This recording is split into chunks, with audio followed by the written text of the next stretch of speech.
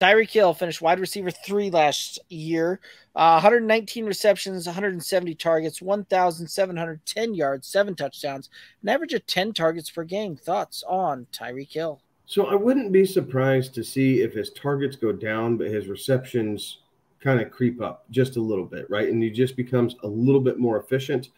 A lot of these errant targets weren't necessarily Tua driven, right? Like his stat line with Skylar Thompson was not necessarily what we all wanted it to be, although Thompson did try and force feed him quite a bit. So I like Tyreek. I understand drafting him as your wide receiver 1. Again, he's healthy.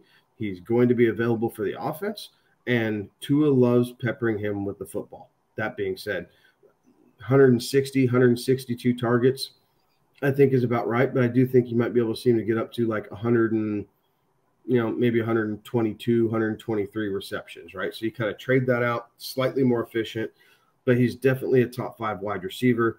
I understand the top 3 potential just because of big play and how this offense is formatting. So, as long as he's going to play or seemingly going to play all 17 games, and there's not games that we know he will be missing due to suspension, in redraft leagues, he is a first-round pick in single quarterback formats, and he is a second-round pick in superflex formats. Look, he's a first-round draft pick, right? Like, he's one of those guys that if you're trying to go a zero RB approach, this is a guy that you can – he's a good foundation in that first round, right? Like, I know that, Jefferson and Chase, like, it's those 3. Maybe you can throw Cooper Kupp in there, but that might cool a little bit since he's coming back from an injury.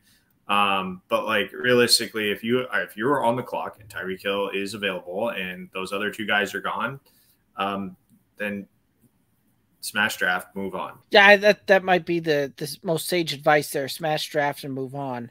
I think you're 100% right there. And Kevin, kind of to just finish bringing that point home that you were talking about, that they peppered him with targets. They absolutely did. Out of that 170, though, only about 127 were deemed catchable. So, yeah, if he can definitely get, still keep that 160 and improve some of those quality targets, I think you're spot on there. Where we're going to see him, creep up with some more receptions on that, more receptions, bigger chance of more yards. His